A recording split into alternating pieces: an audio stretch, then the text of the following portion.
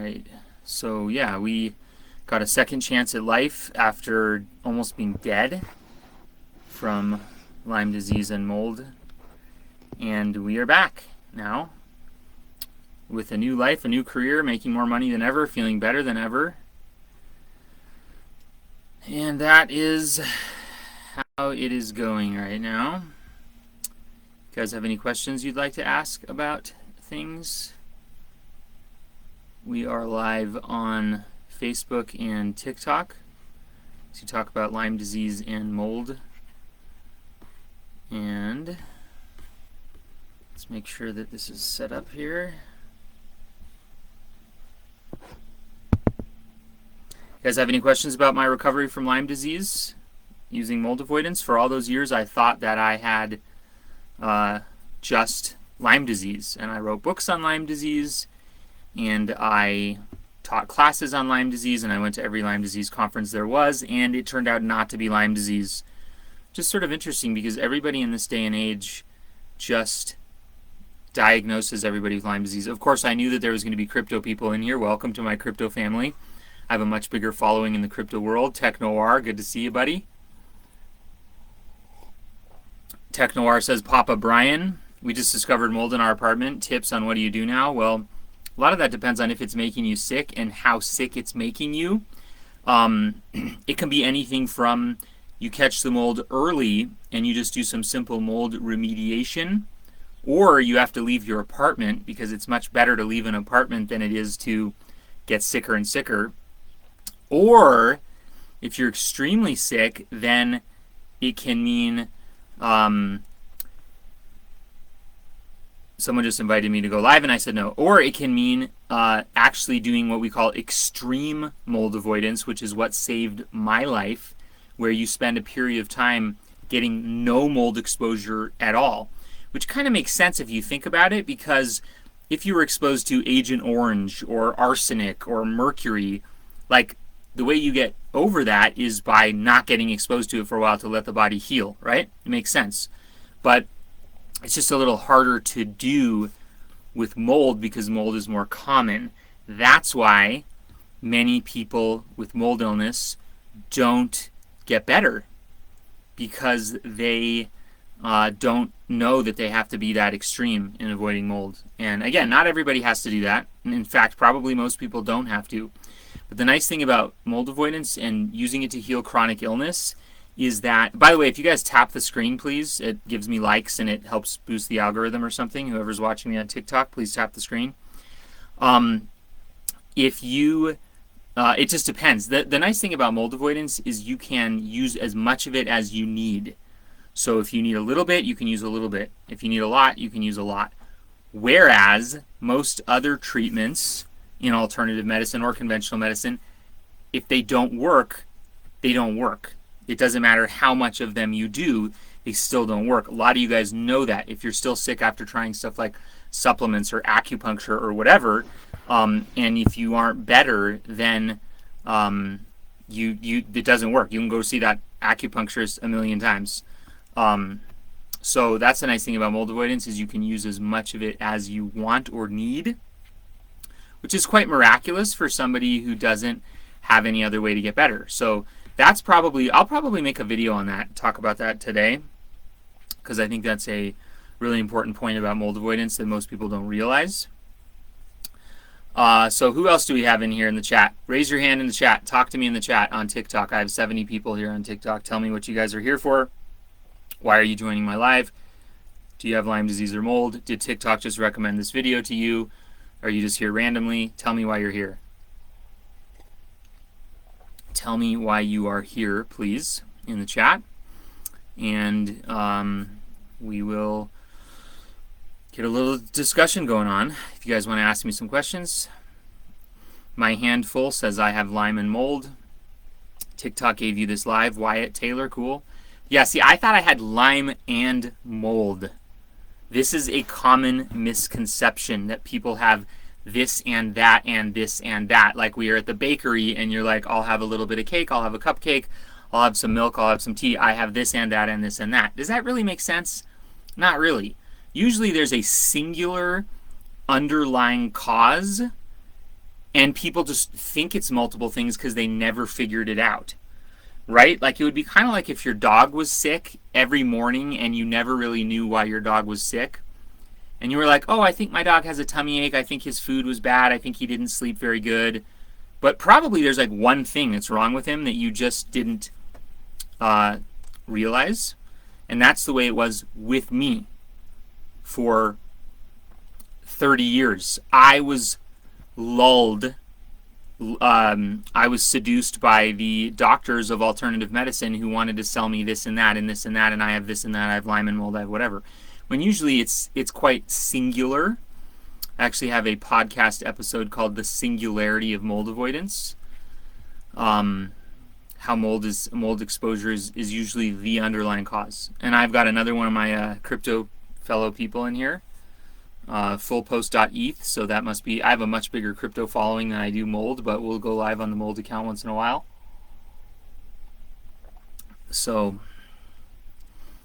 you say you're trying to figure out your wife's issues. Well, one of the ways to figure out if you're affected by mold is to do what we call a mold sabbatical, which is easy, cheap, you don't need a doctor's permission, and it's quite conclusive usually in the results that it gives you. So if you're trying to figure out a family's member issues or your own issues or something like that, a mold sabbatical is a very easy way to do that.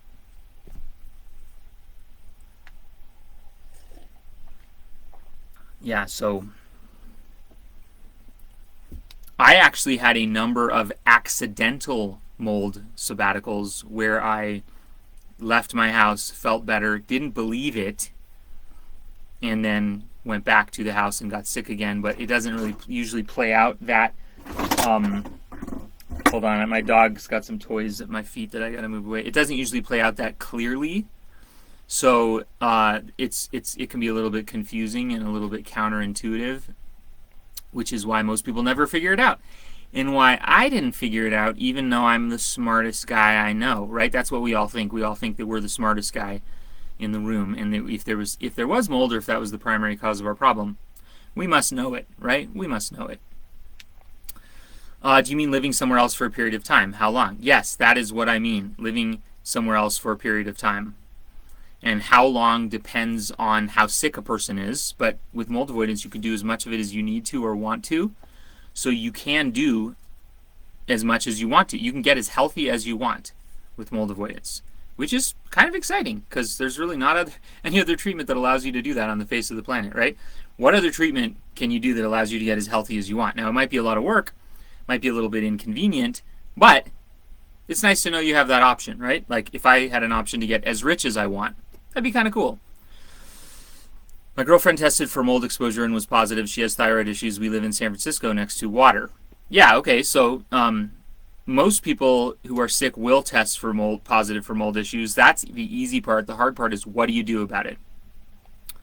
And building constantly having water leak issues. I mean, yeah, tech noir, it's pretty likely that there would be mold as a problem, and it's pretty easy to find out.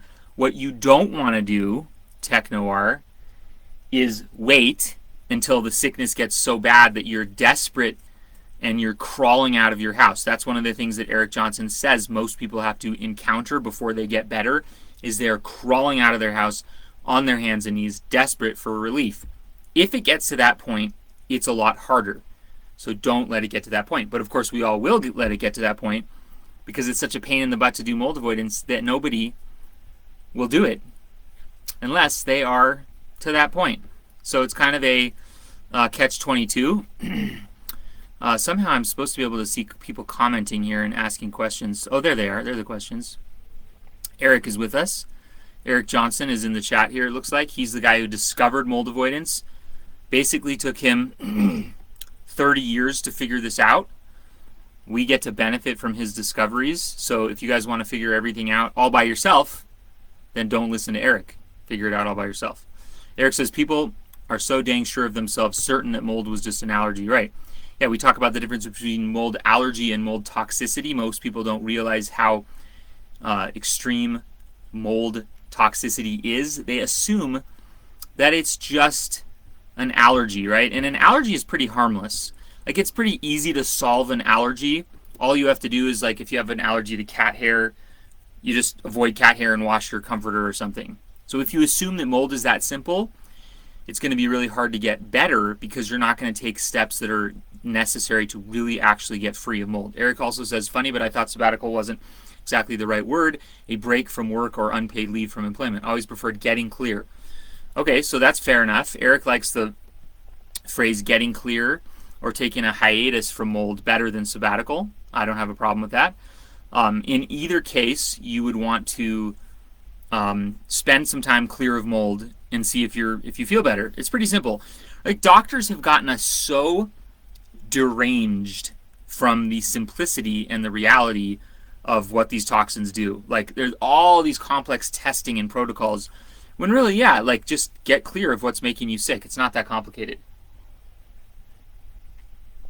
All right.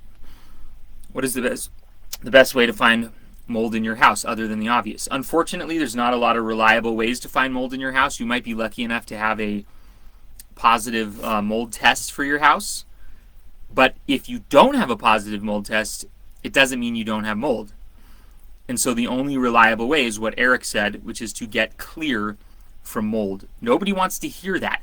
Everybody wants to stay in their house and order a $200 test to find out if they have mold. But that's not how it works.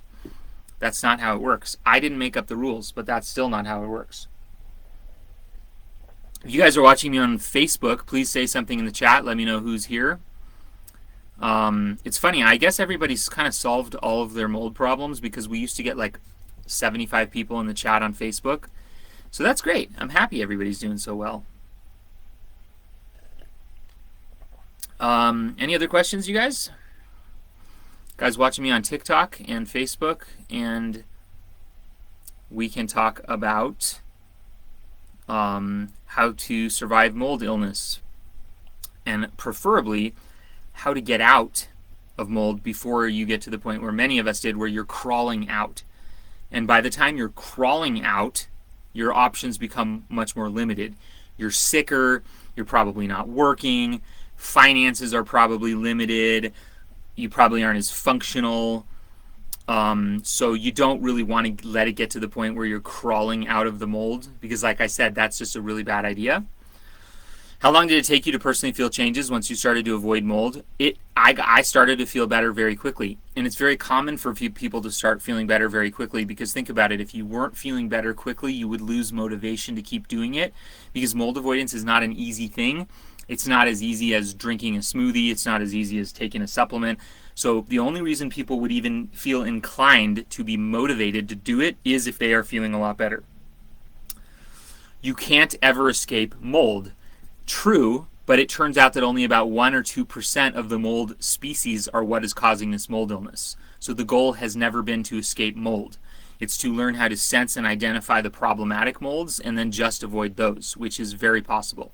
I've done it. Many others have. Just built a home. Going to be adding on. What do you know? I mean, there's some really big problems with trying to add on to a home or build a home. Modern building codes require the use of certain materials and engineering specifications that lead contractors to build with garbage, particle board, cellulose, gypsum, drywall, all these materials that absorb and hold water long term. If you want to build a mold-free home, then you're going to have to spend 3 times as much money on alternative materials, which is why it's a much better idea to just find an existing home that feels good to you, that for whatever reason, we don't always know why, didn't ever develop bad mold. It's better to find an existing home that didn't develop bad mold, unless you're rich, and then you can hire like I knew a guy who built a home in Albuquerque, and it was a concrete home, and the walls were like 2 feet thick to meet the engineering requirements for insulation, and he spent like $2 million. That's great. If you can do that, there's nothing wrong with that, but most people can't afford that, especially if they're already sick and mold has made them useless. Technor says, where's the beginner's guide? There's actually a book you can get for free by the publisher. It's called A Beginner's Guide to Mold Avoidance. If you just Google that, A Beginner's Guide to Mold Avoidance, you can get it for free. You can get that book for free. So Google that, A Beginner's Guide to Mold Avoidance, and go read it. You're building your own home, wanted tips. Unfortunately, I would be lying if I told you tips on building a home. I do have a video on my TikTok with some basic best practices for building in homes. No earth to wood contact, be aware of drainage, a nice pitched roof, gutters on the eaves so that water, get freeze back. But those things are not a guarantee that your house will not be moldy, but they would help a lot. Building into a slope where you're going to have drainage going into the foundation is a bad idea. So there's a lot of general best practices, but they're not a guarantee that you're going to end up in a good spot. Okay. See you later, Tech Noir. Thanks for tuning in. So the tests only help if you have an extreme case. No, it's actually the opposite of that.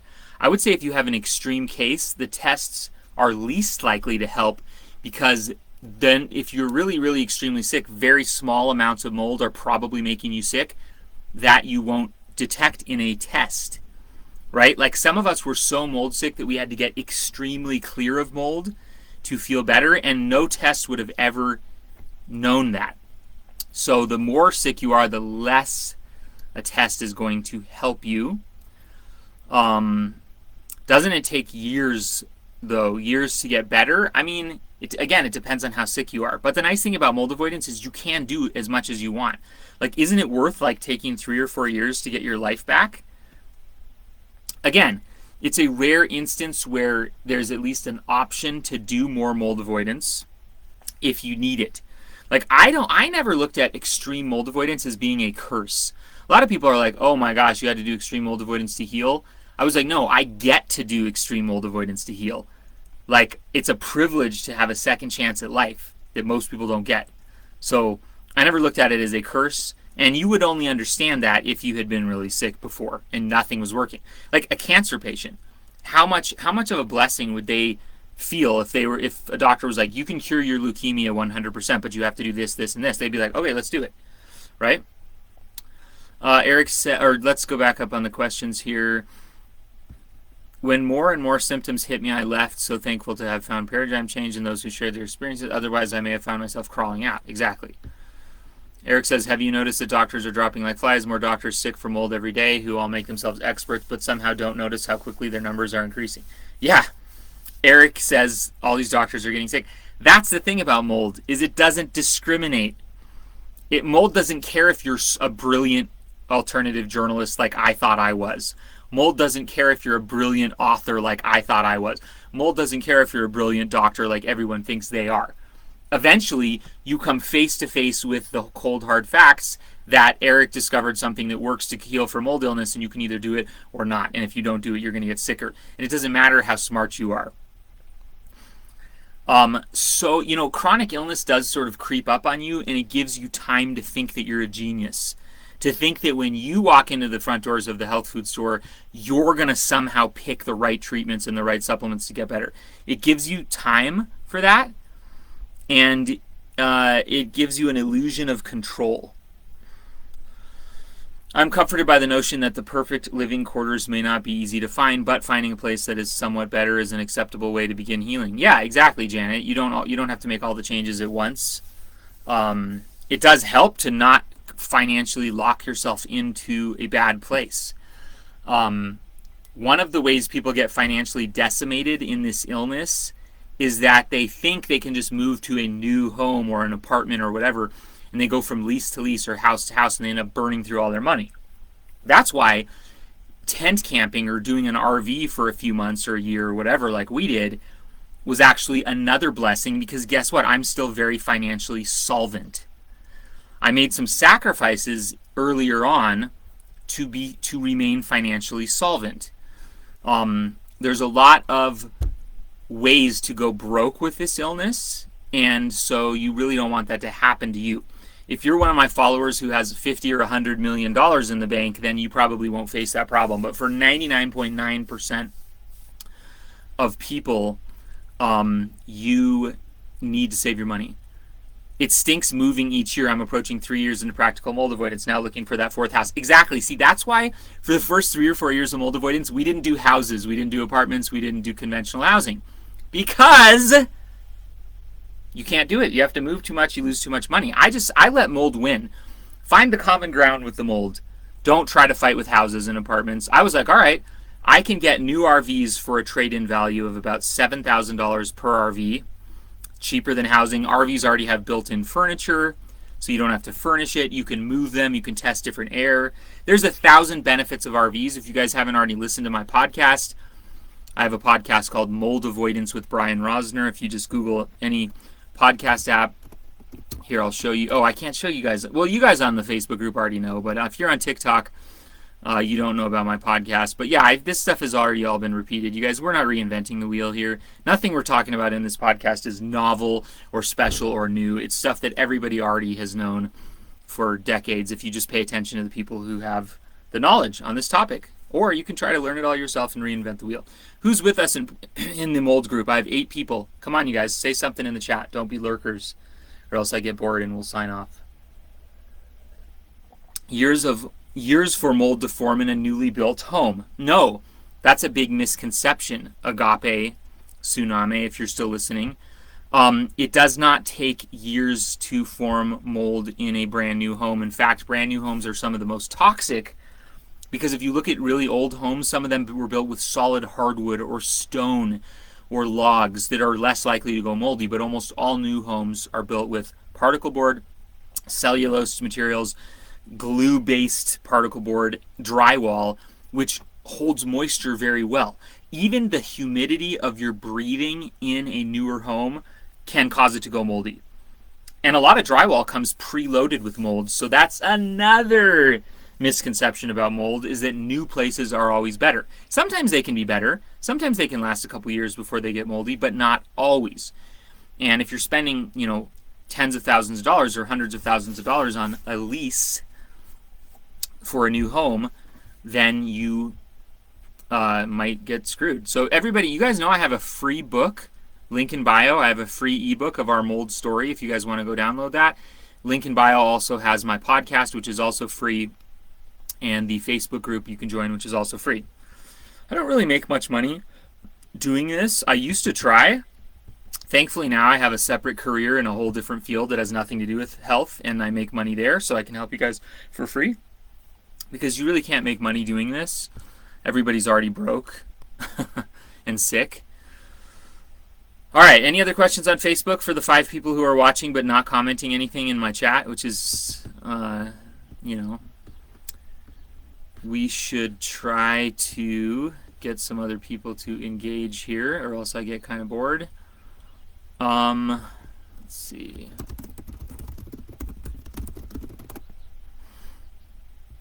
I just told my moderators on the Facebook group to come put something in my chat. Otherwise, I feel this is like a show or something. Like, I don't want to be in a show, you know what I mean?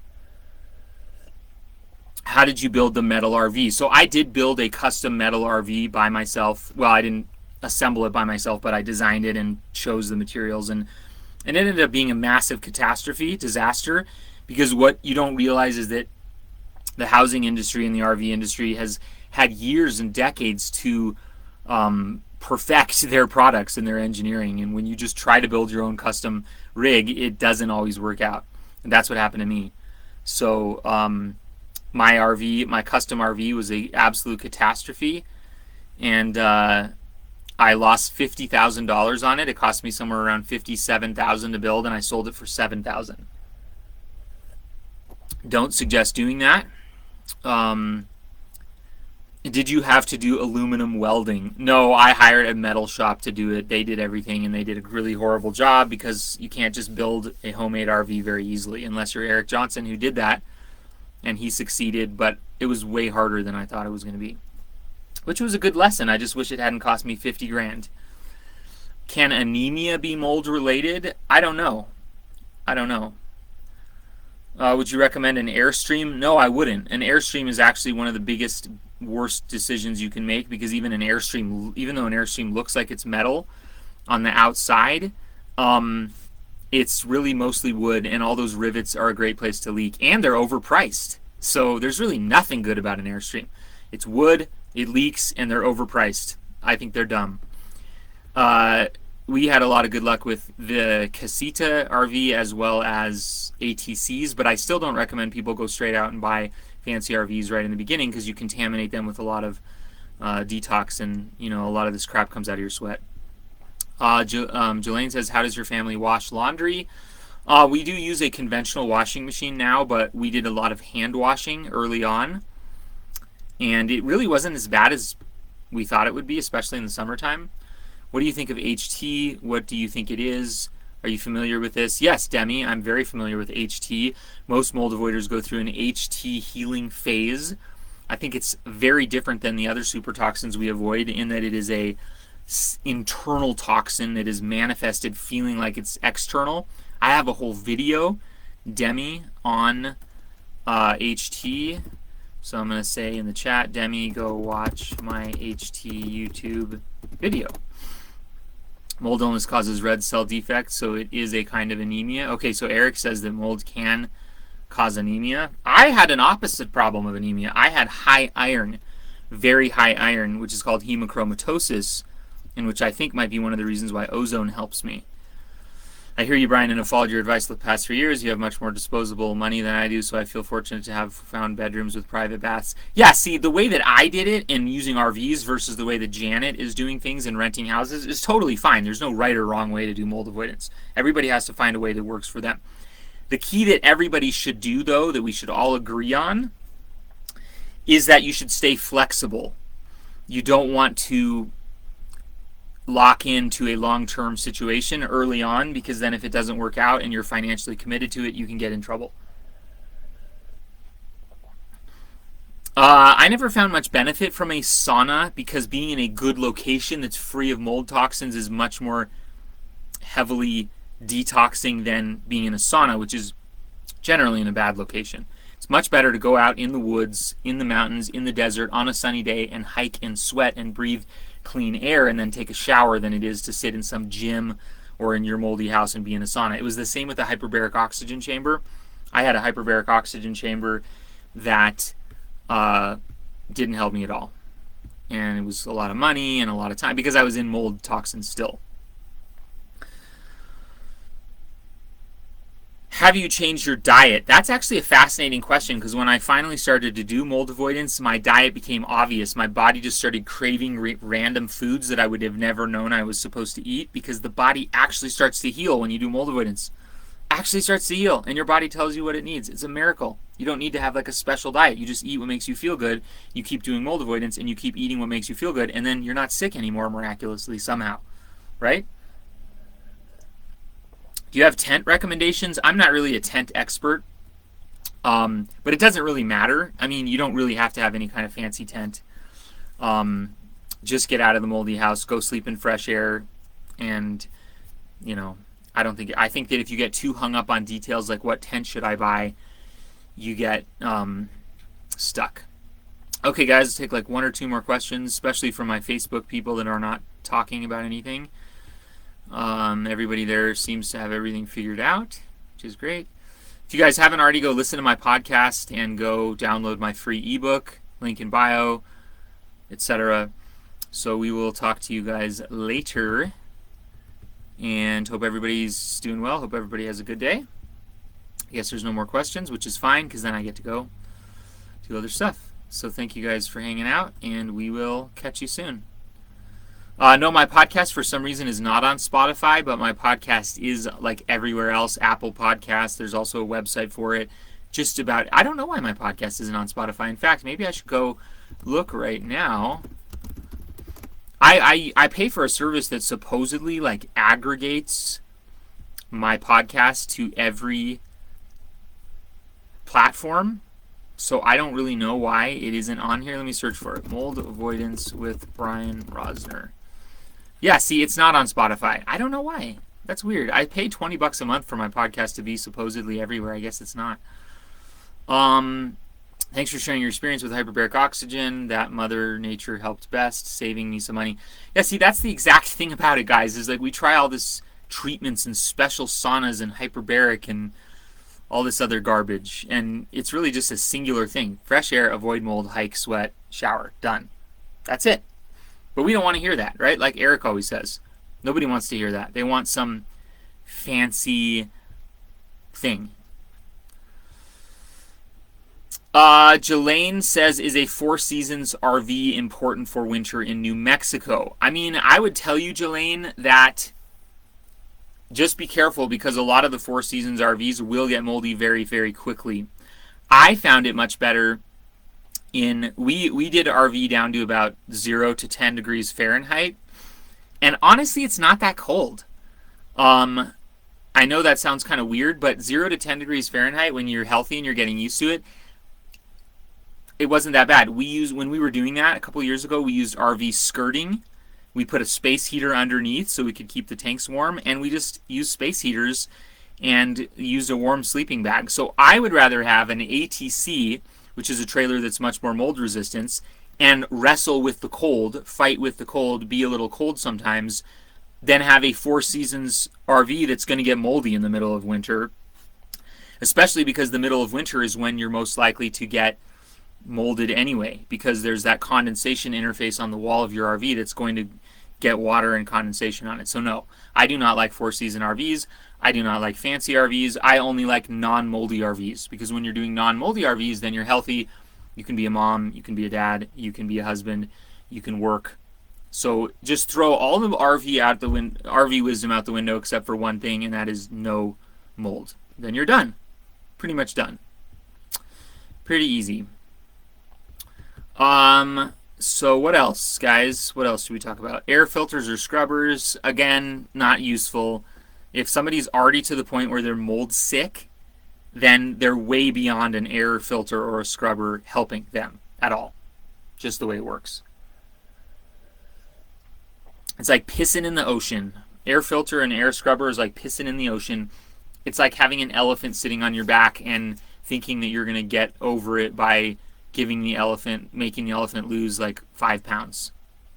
Right? It's not going to be enough. So definitely don't think that that is an option to consider. In fact, when I first found out my house was moldy and we did the remediation, paid like $20,000 for the remediation, I spent like $3,000 on all these fancy air purifiers. They did nothing. I needed mold avoidance. Why hand wash clothes?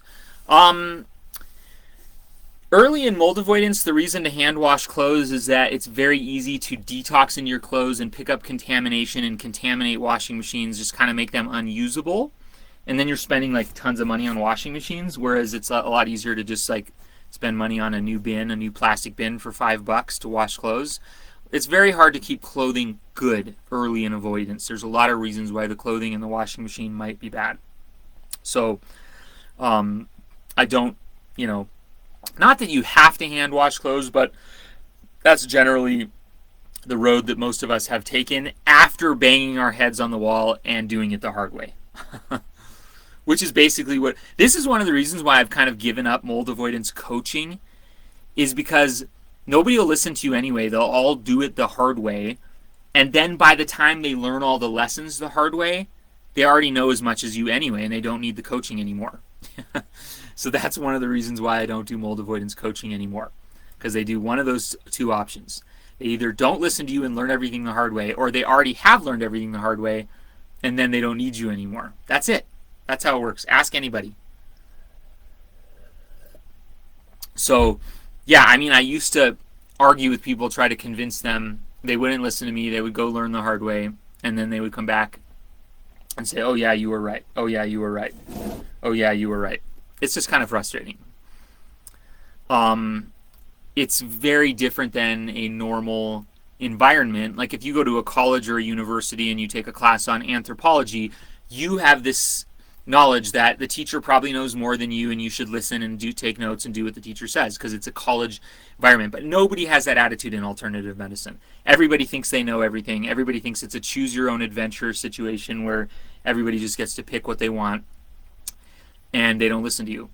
So the TikTok is telling me that you guys need to tap the screen to give me likes, which will boost my algorithm. I got a little message that says that. I don't know if that's true. I don't really care, but if you guys want to do that, see what happens, that'd be cool. Okay, anyone else on Facebook or TikTok that has any other last minute questions before we end the stream? Thank you for the likes. Any other questions before we turn this off. Hopefully this has been helpful to you guys, and you can become expert mold avoiders and take care of yourself. Any other questions before we finish this off? Maybe take one more question. When do you go live again? I don't really go live very much, maybe like once every 2 months, because I'm kind of not really doing a lot of mold avoidance stuff anymore. I have a new career, and I'm doing a whole lot of other stuff. I have another social media account for my new career that has almost 200,000 followers, totally different, unrelated to alternative medicine. It's just more fun for me to move on, make some money, do another thing that's not mold related. The mold community is very frustrating. People usually only last like a couple years doing mold work. There are some heroes in the community, like Eric and Lisa, who have hung around for decades, but I'm not one of them. I'm not a hero. I'm just kind of ready to move on.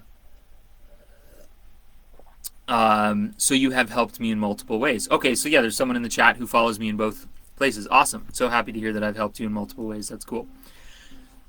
So we have 9 people in the Facebook group who are watching now, but none of them are asking any questions right now. So they must have everything figured out, which is great. I'm glad everyone has everything figured out. But I will take 1 or 2 more last-minute questions from the Facebook crowd if you want to ask one. If you don't, then that's cool too. What am I drinking? I'm drinking coffee.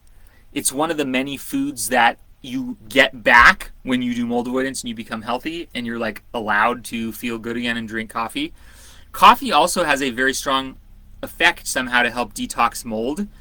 I think it's like maybe the caffeine, and there's a hormetic effect with coffee, hormesis, Hormesis, look it up.